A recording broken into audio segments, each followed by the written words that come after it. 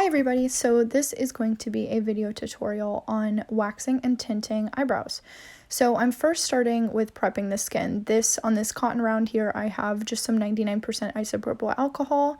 This is just to get rid of any oil or dirt that may be on the surface of the skin. Alcohol is one of the only things that's able to fully cut through all of that.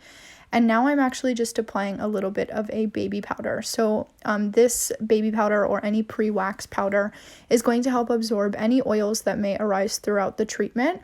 Sometimes when people get nervous, they will sweat and things like that. All of that can prevent the wax from sticking. So this next step that I'm doing is preparing the brows to be trimmed. Before I start waxing, I want to go ahead and brush the hairs upwards with a disposable spoolie, which is that little brush I used, and at an angle coming from the direction of where the hair growth ends, so the tail of the brow, I'm going to cut on an angle all the way up towards the front end of the brow. What this is going to do is give us a really nice natural trim to some excess long hairs that may be overgrown and kind of extending a little too far past the brow line. And the reason we cut on an angle is so that they don't look blunt, they don't look chopped too short, and then once we are able to brush them back down, they don't look as if they have been, cut without caution. So we want to make sure that we are cutting on an angle and then we're also not getting too close to the brow shape at all. We are wanting to make sure that there's at least a centimeter to a millimeter amount of space between where you are trimming and where the actual good brow line starts.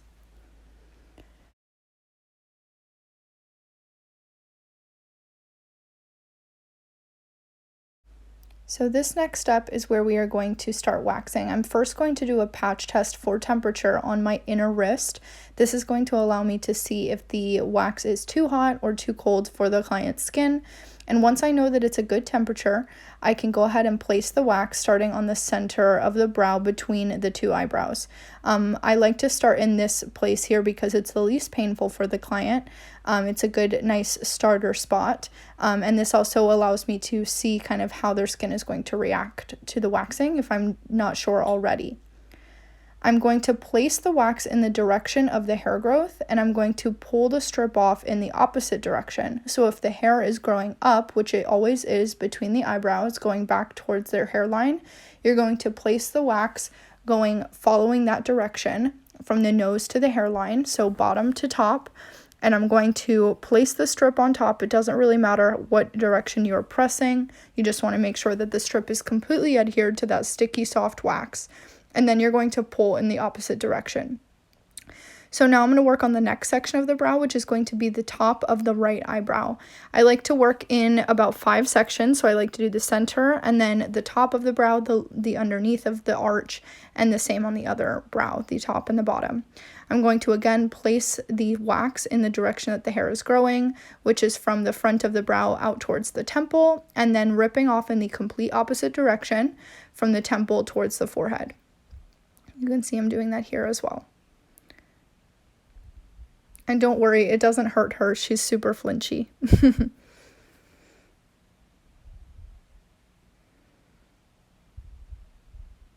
I'm going to do the same thing here underneath the arch of her right eyebrow as well.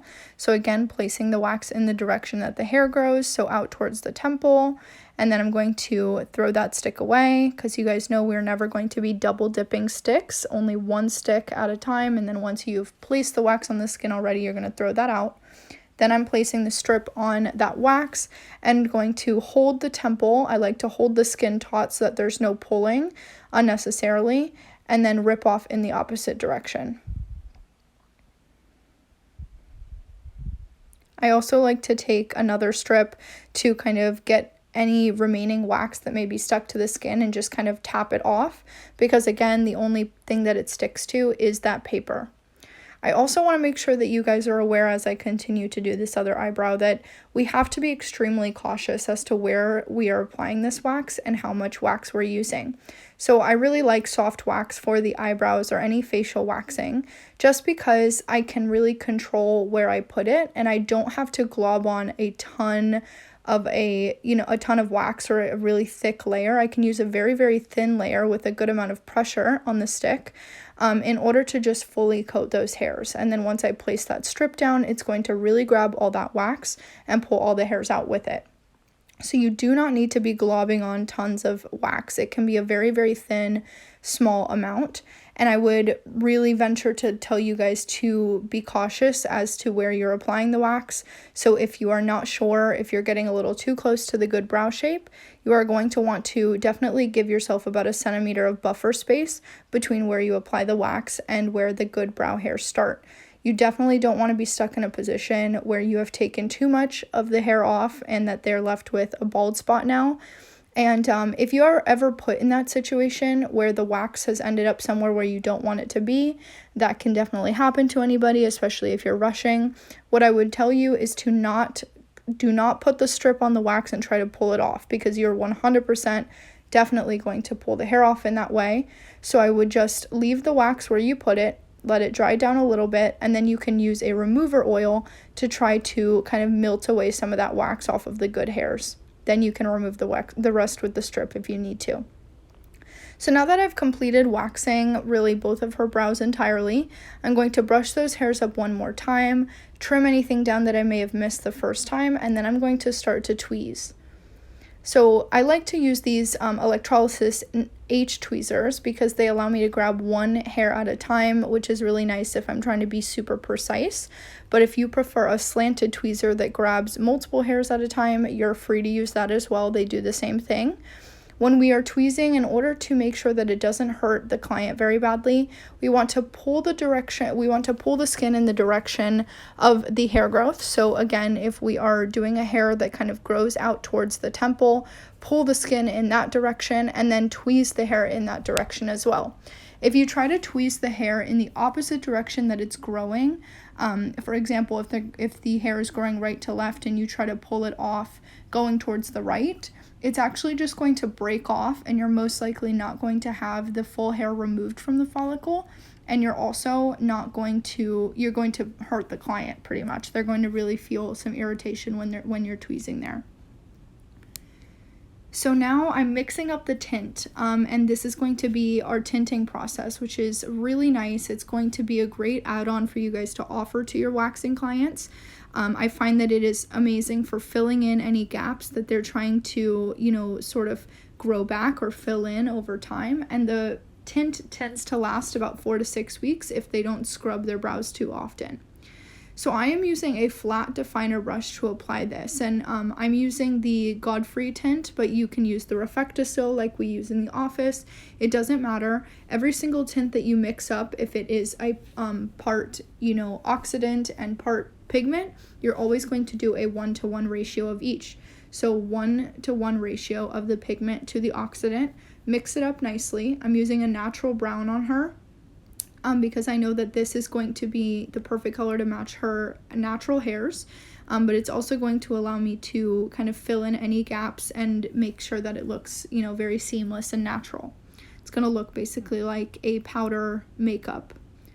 So what I'm doing is I'm using this flat definer brush to very carefully apply this tint generously. As you can see, it looks very dark and full on. I am definitely being generous to where I apply this, but super cautious as well, because this can definitely stain the skin, which helps us when we are trying to fill in any gaps where they may be lacking some hair.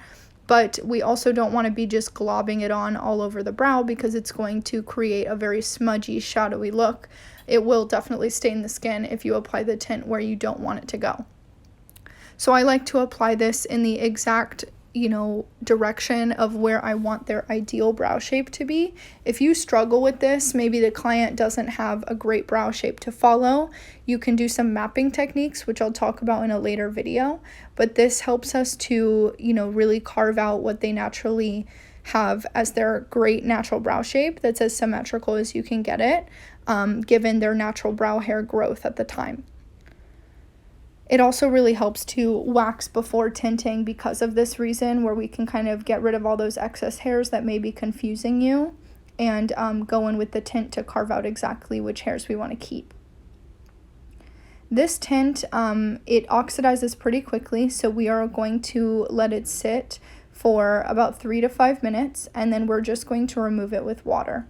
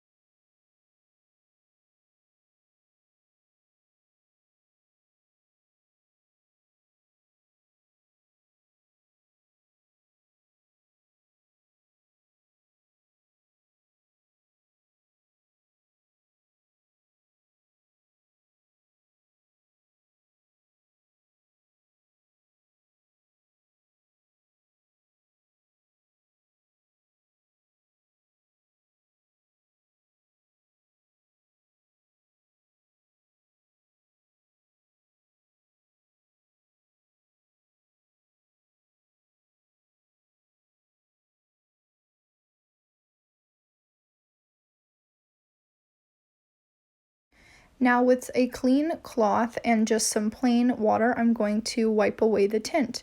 So I'm gently kind of rubbing and making sure that there's no tint left over within all the brow hairs. If you leave any tint in the brow hair, it's going to continue to have a chemical reaction and continue to darken. We don't want them to have too dark of brows if you don't take it off in time. So go ahead and just generously douse it in some water and make sure that you remove all of that excess tint.